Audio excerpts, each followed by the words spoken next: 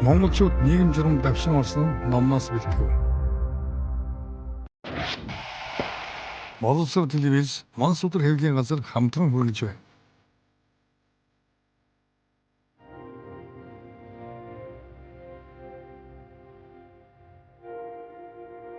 Хоёрдугаар зуун бол Монголын түүхэнд олон томоохон үйл явдал өрнөсөн зуун. Энэхүү нэвтрүүлэг нь 1924-өөс 1959 он монголчууд социализмын хэмээн нэрлэгдэж суурин иргэншил амьдралд хүч төрөн орж ирсэн нүүдэлчин ард түмэн хувьсан өөрчлөгдөх эхлэл тавигдсан чухал үеийн нийгмийн байдлыг өгүүлэх болно.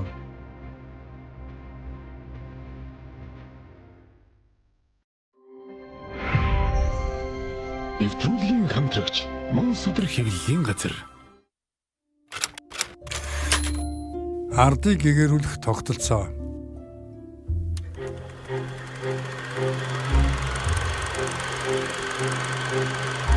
Дэлхийн 2 дугаар дайны үеийн улс орны нөхцөл байдал сургууль боловсролын байгууллагын үйл ажиллагаанд хүндрэл учруулж байсан ч боловсролын талаар цөөнгүй ажил хэрэгжүүлж байв. 1942 онд шинээр байгуулагдсан Сүхбаатар, Дундгой, Баян-Үлгий, Баян-Хонгор, Булган аймагт ардыг гэгэрүүлэх хэлтс байгуулагдсан юм.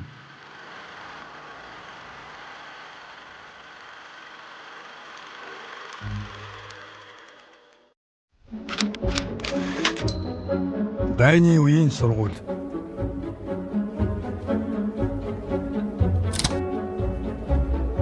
Сургуулийн хичээл сургуулийн чанарыг сайжруулах арга хэмжээний тухай тогтоолын дагуу 1945-аас 46 оны хичээлийн жилээс эхлэн 4, 7, 10 дугаар анги төгсөх сурагчдаас төгсөлтийн шалгалт авахулжээ. Сурагчдад төгсөлтийн гэрчлэгээ боловсролын үнэмлэх олгож эхэлжээ. 1945 онд 92 нэр төрлийн сургуульчдыг хэвлэн гаргасан юм. Энэ үед яам Орос өвлөгтэй байсан учраас зөв толгойд улсын туршлагыг шууд хуулан хэрэглэж байв. Дайны дараа өвөр Монголоос ирж суурьсан айлын хүүхдүүдийг сургууль сургуулах тухай тогтоолыг 1946 онд гаргаж багшийн сургууль, Дундва, бусад тусгай мэргэжлийн сургуулиудад 130 хүүхдийг хуваарлан сургажээ. Мөн 1946 оноос хичээлийн жилийг 4 улиртай болгож зуны амралт 6 дугаар сарын 1-ээс 9 дугаар сарын 1 хүртэл үргэлжилдэг болов.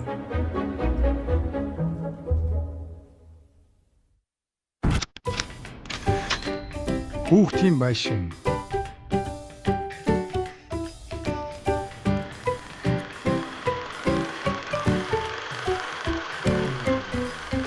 (1930-ад оны үед Цэцэрлэгийг хүүхдийн байшин хэмээн нэрлэдэг байв. Сургуулийн өмнөх насны хүүхдийг боловсролын ажилд хамруулах явдал ардын засаг тогтсоос нэлээд хожуу эхэлсэн юм. 1932 онд ардыг гэгэрүүлэх яамны сайдын тушаалаар хотын гэгэрлийн хэлтсийн шууд харьяанд байх 8 төрлийн ажилд хүүхдийн байшин гэсэн заалт оруулсан нь хүүхдийн цэцэрлэгийн тухай тусгасан явдал байв. 1941 он гэхэд Монгол улсад 14 цэцэрлэг үйл ажиллагаа явуулж байсны 8 нь Улаанбаатар хотод ажиллаж байлаа. Энэ үеийн хүртэл хүүхдийг цэцэрлэгт татах нэг арга нь үнэгүй хооллох явдал байсан юм.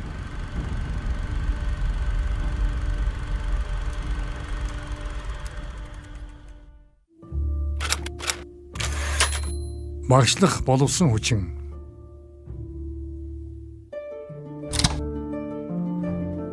1945 оноос Багангийн багш сард 325 төгрөг, Дундва Ахтгагийн багш 325-аас 600 төгрөгийн салин, дэвтэр засны 15 төгрөг авах болж, Гавьяат багшид сар бүр 100 төгрөгийн нэмэгдэл олгох болжээ.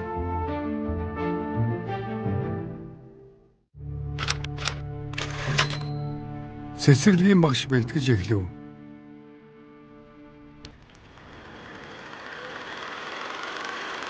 1941 оноос Улаанбаатар хотын багш нарыг бэлтгэх сургуульд цэцэрлэгийн эрхлэгч, хүмүүжүүлэгч, тогооч нарын төр курс хичээллүүлэн цэцэрлэгийн боловсон хүчнийг бэлтгэж эхэлжээ. 1950 он хүртэл 164 хүнийг нэг жилийн курс сургаж бэлтгэсэн байна. Улсын 8 дугаар их хурлаас гаргасан шийдвэрийн дагуу 1946 онд сургууль ба сургуулийн өмнөх насны багцуудыг хүмүүжүүлэх ажлын тухай сайдны зөвлөл ба намын төв орооны хамтарсан тогтоол гарчээ. Уг тогтоолд цэцэрлэгийн хүмүүжил сургалтыг сайжруулах, цэцэрлэгийг олноор байгуулах, хүүхдийн цэцэрлэгийг тоглоом, номоор хангах, боловсон хүчнийг чанаржуулах тухай заасан юм. 1951 оноос Улаанбаатар хотын багш бэлтгэх сургуульд цэцэрлэгийн багш нарыг 3 жилийн сургалтаар бэлтгэж эхэлжээ. Хүүхдийн цэцэрлэгийн тоо 1953 оны байдлаар нийслэлд 31 болж 1600 гаруй хүүхэд хамрагдаж байв.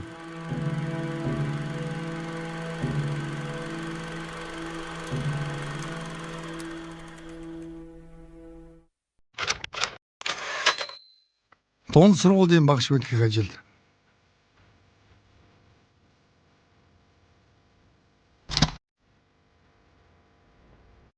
Юуны өмнө Кирилл үсэг хэрэглэхтэй холбогдуулан багш нарыг Кирилл бичигт сургах 3 сарын курсыг орон нутагт ажиллуулж эхлэв. Мөн Улаанбаатар Баян Улгийн багшийн сургуулиас нийт 50 сурагчийг багшийн сургуулийн дэргэд 9 сарын хугацаатай курс сургаж Кирилл үсэг зааж байсан юм. Мөн Улаанбаатар хотын багшийн сургууль сэргийн албаас халагдсан хүмүүсийг багш болгон ажиллуулж байв.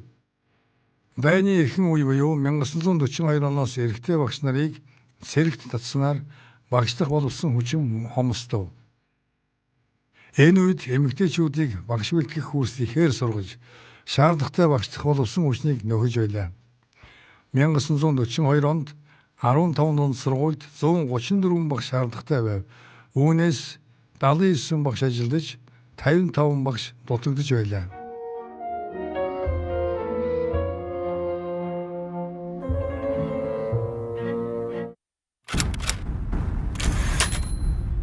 Багш нарын аж амьдралыг дээшлүүлэх талаар авсан арга хэмжээ.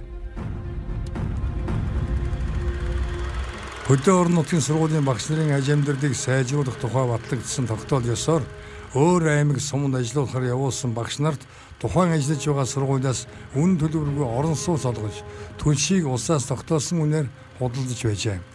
Мөн бүх сургуулийн багш нар 1944-өөс 45 оны хичээлийн жилээс эхлэн зуны цагт цалинтай 2 сарын амралт эдлэх болжээ. Мөн багш нарт зориулж пальто, гутал зэрэг 10 гаруй нэр төрлийн бараа худалдах хүнсний зүйлээр хангаж байв.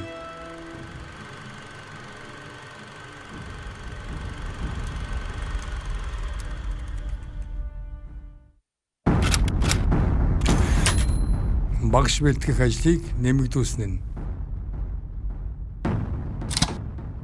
1944 оноос багшийн сургуулийн дэргэд Орос, Казах сурагчдын анги байгуулж бага дунд сургуулийн багш бэлтгэх болсон бөгөөд мөн оны 4-р сараас орчуулагч нарыг бэлтгэх 2 жилийн хугацаатай сургууль байгуулжээ. 1938-аас 1945 оны хооронд манай улсын боловсролын салбарт зөвлөлт холбоот улсын 125 мэргэжилтэн ажиллаж байв. Багш нарын заах цаг, цалин хөрсний тухай асуудал 1941 оноос эхлэн яригдав. Ингээд багангийн багш нар өдөр тутам 4 цаг, 5-аас 10 дугаар ангийн багш нар 3 цагийн хичээл заахаар бодож цалин тогтооно. Үүнээс илүү цагийн хичээл заахууд илүү цагийн мөнгө олгоно хэмээн тооцоолжээ. 1945 оноос биеийн тамирын багш бэлтгэх болж хичээлийн хөтөлбөр боловсруулан мөрдөж эхлэв. Энэ үед дунд сургуулиуд олширсан тул мэргэжлийн багш олноор шаарддаг болсныг аргалзан улсын их сургуулийн багшийн ангийн сургалтын хугацааг богиносгож 1946 онд анхны төгсөлтөөрөө 35 хүн төгсгөж байжээ.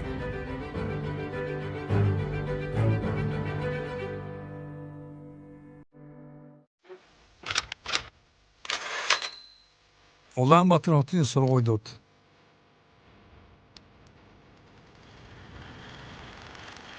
1941 оноос эхлэн хотын сургуулийн дугаарыг хороодынхоор дугаарлаж байгаад хожим байгуулагдсан ондраалаар нь дугаарлах болжээ. 1944 оны байдлаар манай оронд 304 сургууль ажиллаж байсны 209 сургуулийн барилгатай 95 гэрт хичээлж байв.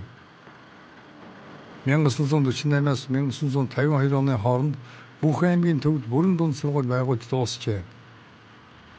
Ерөнхий боловсролын сургуулиудын сурагчдын дотор байр барих ажилд инээд дахиас гарч 1944 онд бүх сурагчдын 15.1% нь дотор байранд сууж байсан бол 1948 онд 39% болж өсжээ.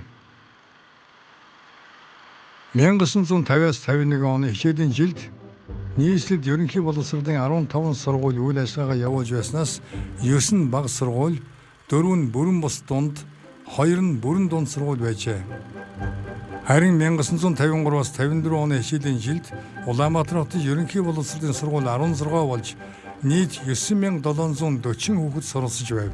1957 онд бүх шатны сургууль цэцэрлэгт 108,281 хүн суралцж байсан нь улсын нийт хүн амын 12.8%, үүний дотор ерөнхий боловсролын сургуулийн сурагч 11.2%-ийг эзэлж байв.